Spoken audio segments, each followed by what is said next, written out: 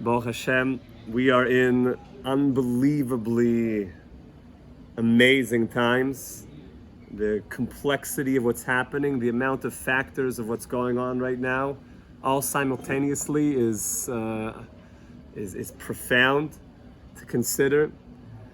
This is we're in a precipice of mamish world history moving forward, and everybody knows it. That's like the amazing thing. Other years, other elections, people could feel like, I could sort of get by without noticing it so much. But now I'm mamish. Everyone feels it. The whole world's feeling it. And of course, everything is in the Parsha, as it always is. The Parsha is alive. The Parsha is vital. The Parsha is vital signs. Let's peek into what's happening right now in the Parsha, because we're in the world right now of Avram Avinu, of Abraham. So what is Abraham teaching us about how to look at these times? I don't know if we'll have time today, but there's a lot of codes and predictions and Bible codes about how the Torah already foresaw what's going to happen, unlike all the pollers who basically don't know very much whatsoever. But the Torah knows. Those guys should probably lose their jobs. But somehow they get paid. But the Torah is never wrong. And if we would just invest more in the Torah, we'd be a lot better off. Let's see what the Torah is trying to tell us now, this second as the votes are being counted, the real votes, as well as the fraudulent votes, the votes of people's dogs, the votes that just show up out of nowhere, 200,000 of them in Wisconsin, as if it just like a miracle. It just came out of nowhere, somehow. Okay, leaves much to be considered and contemplated, but if you even suggest that, well, Twitter might just ban you. So that's also something to consider and think about, my dear friends. So let's look inside the Torah, because nobody can ban the Torah. The Torah is eternal, the Torah is forever. The Torah is life. Ki hem chayenu va'erech yameinu v'hem negei yomam v'alai. The Torah is mamish, everything. Let's see what the Torah has to say. The beginning of the Parsha, Avram Avinu is sitting outside of his tent after his bris milah. He had a bris milah at the very young and tender age of 99 years old. And the pasuk says, Vayera elov Hashem, and Hashem comes to him on the third day, which is the most painful. Be'eloine mamre, v'hu yoshev pesach ha'ayil k'chayim hayom, and he's sitting at the entrance of his tent. The sun is shining down. It says that it was shining onto the bris to heal it. And Avram Avinu is outside of his tent. Why is he outside of his tent?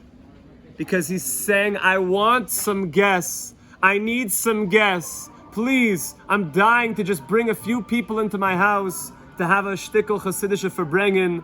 I'm dying to bring a few people into my house to give them a little l'chaim, to have a little tea and biscuits with. All I want is someone should come in. I need to do chesed. Tonight, for a few minutes, we're going to talk about what it means to be a profound human being. Avram Avinu is 99 years old after his bris milah, and he's not waiting for people to come to him. He's going out. I need to find people that I can help. And lo and behold, who shows up? 3 angels, but he didn't know they were angels. They looked like, nomads walking around the desert. And you know what it says about them? They appeared to be idol worshippers. Idol worshippers. You know what idol worshippers mean? People that do all sorts of funny things. And so he said to them, please, my friends, come. I want you to come and eat. You just have to wash your feet first, because maybe you worship the dust on your feet. People worshiped all sorts of funny things. They still worship all sorts of funny things. Very funny things, weird things, scary things. And they worship the dust. But did that stop Avram Avinu? Did he get all bugged out? To quote a technical term nowadays? No. He says, please come. I want you to come into my home. I want you to come sit tachas ha'etz. Of course, that's the Eitz Chaim. I want you to come, and I'm gonna run. I'm gonna find you some nice bakar. I'm gonna get you some good tongue, right? That's the minhag, you get tongue. Delicious tongue. That was the way that they would get kings. And you know what kind of tongue you would give? Would you give a piece of tongue? No, you give a whole tongue. Everybody gets a full tongue with mustard. Yeah, tongue with mustard. That's where it's at. But not a little piece of tongue, the whole ganze tongue. It's a delicacy, lashon. So you shouldn't say lashon hara, right? And by the way, I think everybody's mothers told them this at some point in their life. I was speaking to one of the guys earlier today. Of raise of hands, whose mother told them, if you don't have anything nice to say, then don't say it. By show of hands. Okay, I think that's basically unanimous. There's something about that. If you don't have anything, just don't say anything. That's the lashon. Mitzor l'shayin chamera. And Avram Avinu is dying. I just want to serve these idol worshippers. I want to help them. How could you say so? Avram Avinu? Come on, these are low lives. You want to go help them? But Avram Avinu goes even further. You know, in this parsha, something very, very amazing happens. Those same angels that were dressed up as idol worshippers, that Avram Avinu was begging to help them. He wants to bring these lowlifes into his house. But does Avram Avinu see that? No, he says, how can I help you? How can I mamish help you? I want to help you so badly. The same Avram Avinu, when Sodom and Amorah was the worst place on earth, the most evil place on the planet. Literally the seat of evil. If somebody did kindness in Sodom, you know what it was punishable with? It was punished with the worst type of death. What they would do is there was a woman there who invited somebody into the house to do kindness, to give them a little l'chaim, give them something to eat, you know. And they found out about it, like the thought police, the deep state inside Sodom, and they took her and they put her on the roof and they covered her in honey, and the bees ate her up. It's the most painful death there is. There's sick people out there. And you know what Avram Avinu is doing? He's davening for Sodom. Avram Avinu is davening, please, Hashem, maybe there's 50 tzaddikim, and not just save the 50 tzaddikim. Save the Rishaim, save the evil people. How could you say such a thing? Evil people should be saved? How do we even see the world in that way? The answer is everything we talked about in Rabbi Nachman of Reish Pei Beis. Avram Avinu knew the secret of no matter how bad it is, there's a point of good, there's a point of purity. There's something that's so good and something that's so pure. And we have to go find it, even in the biggest lowlives, the biggest of Oivdei Avodah Zarah, even in Sodom and Amorah. And everything there was just terrible. Avram Avinu, Abraham is davening. He's davening. And all the world's religions know that Abraham is their father. That's one thing everybody knows. Everybody knows that Avram Avinu is the father. Behi baram be'Avraham av hamoin goyim. Avram is the tzaddik of all of humanity. Mamish. What's the point of Avram? The inner kernel. I always look for the good, and I don't just wait for the good to come. I'm running after the good. I'm running to it. Now, I want to tell you, this week was the yurtzeit of a rabbi named Rabbi Shlomo Carlebach of Shlomo. You know, Shlomo was somebody, like I heard from my Rabbi, who was an ish chesed. He was a man that mamish ran just to help people. People think he had a lot of money, you know. He was a musician. He died without a penny to his name. He gave everything away. Somebody needed something, he gave everything. And he wasn't waiting for people to come to him, he went out. How can I help? How can I help? He's going out, mamish. He would go to Russia. He would go give out tefillin. He'd give out books and holy articles to the Jews that were under the Iron Curtain. He would go mamish undercover, giving them. And his mamish, a famous Maisa, that as he was leaving Russia, he gave it all these tefillin, tons of tefillin. The Lubavitcher Rebbe told him he has to go out. He was giving out tefillin, he was giving out all sorts of things, and right at the end of the trip, and everyone was hugging and kissing him. Rabbi Shlomo, thank you, gave us. Sometime he would just give a page of a chumash, just give it. We don't have anything. In Russia, they had nothing. We still go over there. My partner and I to do bris milas. Kids, they don't have brisim, they're older. It's a mess. They didn't have anything. And Rabbi Shlomo is getting ready to leave, and there's a 12-year-old boy that runs to Rabbi Shlomo crying and says, Rabbi, I don't have tefillin, and I'm going to have a bar mitzvah. And Shlomo said, I know my brother, I don't have any tefillin. I gave all them out. He started crying. He said, Shlomo, what am I going to do? I don't have tefillin. I don't have anything. I push it. And the Rabbi Shlomo came from a family, a dynasty of great rabbis. Shlomo said, maybe I do have one more pair. Shlomo gave his grandfather's tefillin, his mamish, his tefillin, to this boy. He said, you'll take these, you'll take my tefillin. And then what happened? The boy said, but Shlomo, he's going, I don't have a yarmulke. I don't have a kippah. How? And the Shlomo said, you'll take my kippah, take it. And he got back on the airplane. He's going back, and some people saw him. Shlomo, you're not wearing a kippah. He was trying to find some tefillin to put on. You're putting on tefillin with no kippah. And Shlomo said, if you only knew. We don't know.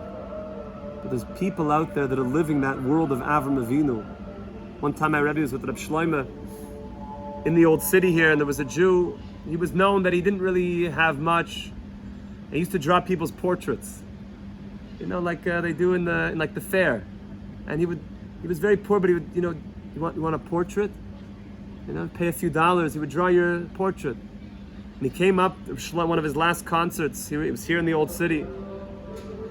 And Shlomo, asked my Rebbe. He said, "Does he need money? Does this guy really need it?" My Rebbe said, "Yeah, he could use." So he said, "Come back to me after the concert." After the concert, so the producer came over, handed him Shlomo like a ball of money. Like when you get these wads. No, I'm saying like as if we get wads of cash all the time. But like these wads of cash, like a ball of money. So the producer just. He just handed him a wad like this. My Rebbe's son was like a ball of money. Who knows? I don't know. Tens of thousands of dollars. Who knows?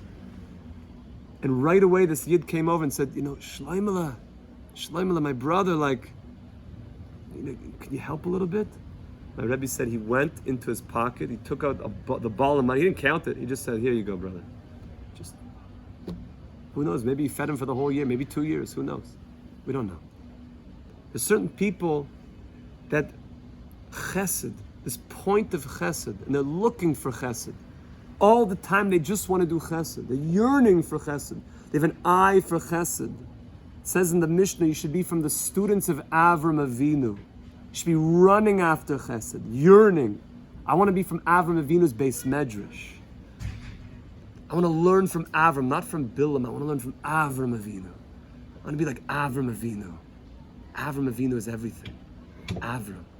That's mamish the beginning of what it means to be a Yid. At the end of the story of the Parsha, what's happening? It's the Akedah. Akedas Yitzchak. It's crazy stuff. The Akedah. And it says, Vayiyachar dvar ma'ele, v'lehim nisas Avram, v'yomer lav Avram, v'yomer hineni. Hashem is telling Avram, you're going to have to take your son, your only son, the one that you love, Yitzchak. You have to go to the Mount Moriah.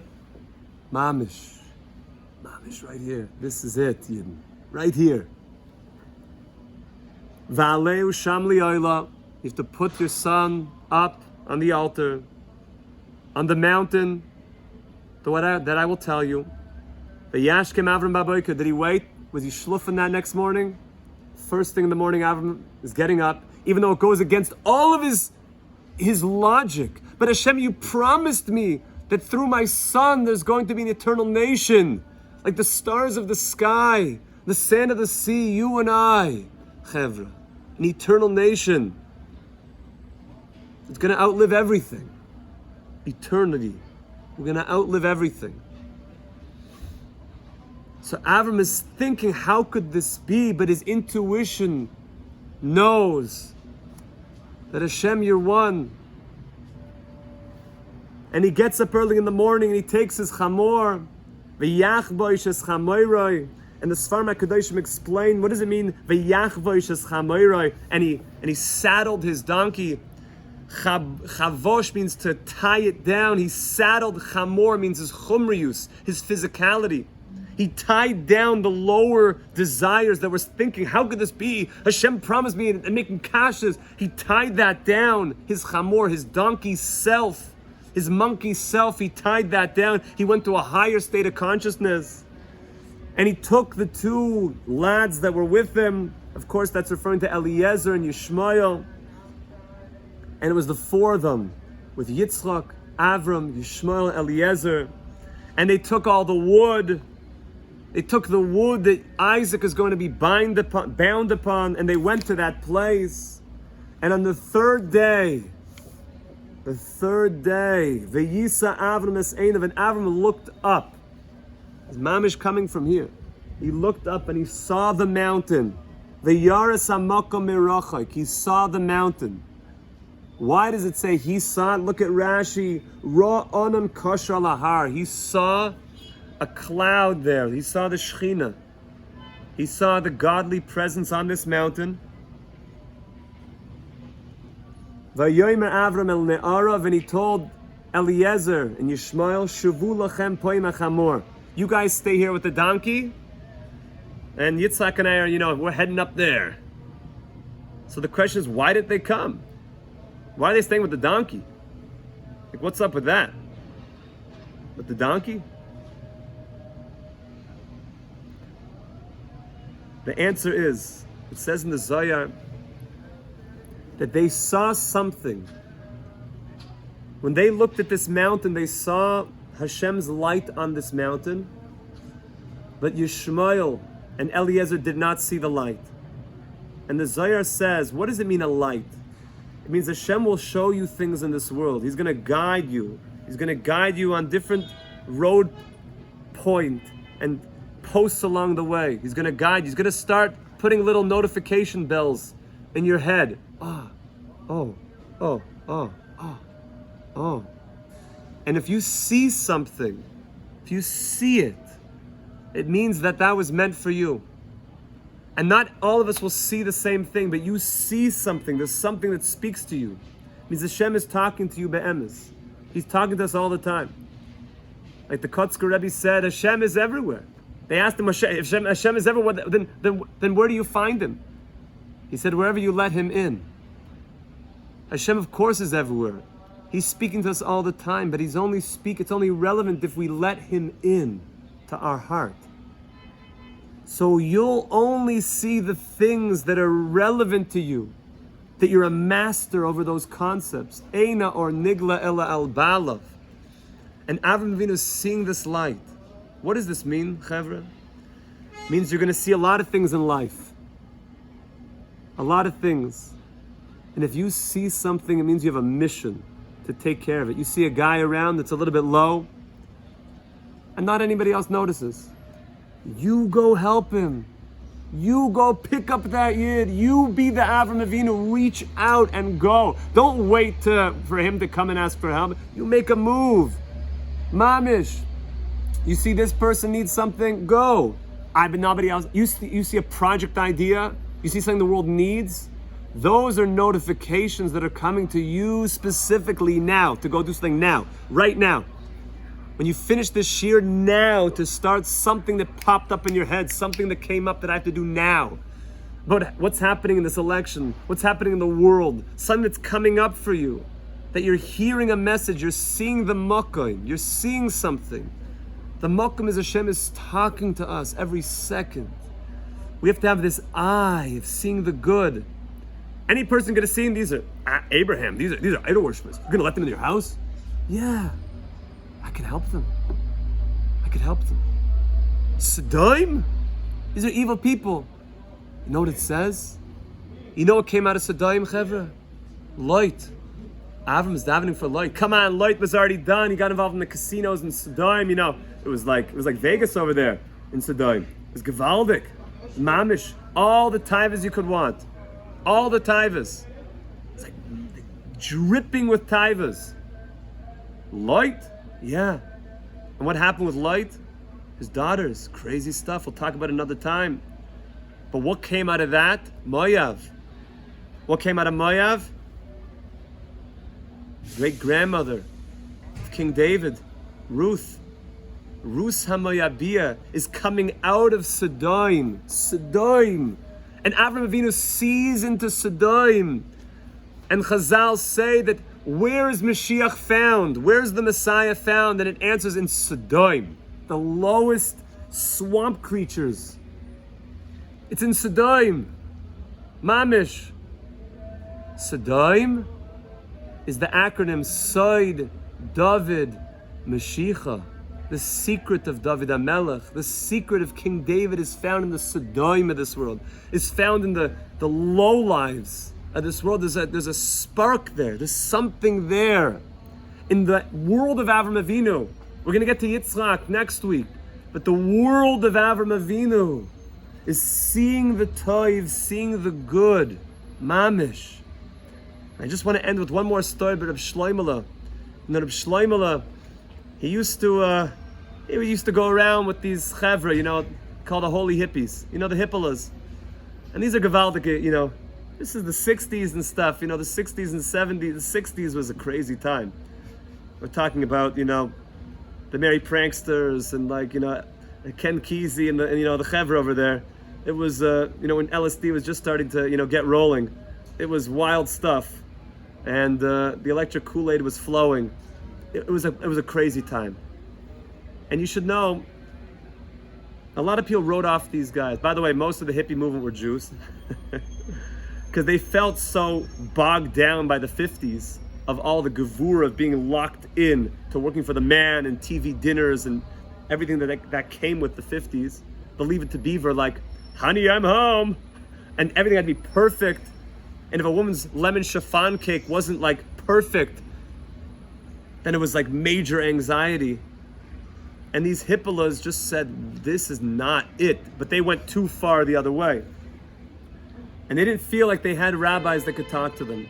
But they felt cool with Rabbi Shlomo. They felt like, you know, Rabbi, you're cool. Now, by the way, Rabbi Shlomo would hang out with all the bums and the lowlifes in New York City. That's where he lived. And sometimes that, you know, it wasn't always so safe in the city. It's kind of reminiscent of what's happening. And Shlomo sometimes would get, you know, like about to get mugged and stuff. But the other chev, you know, the street gang would say, "Oh, you're Shlomo. Oh, yeah, bro, leave him alone. Leave him alone. He's cool. He's cool. He's cool. He's our rabbi. He's our rabbi." So these hippolas felt like they were cool with Reb Shlomo. So one time Reb Shlomo was in the Diamond District. And they said, you know, the chevra over there said, Shlomo, come play us a little concert. You know, they wanted something nice. So of course Shlomo shows up with like a whole, you know, all the hippies. That was his thing. And he's playing a little bit, you know, and the Shamalach. He's playing all the Shamadika Nigunim.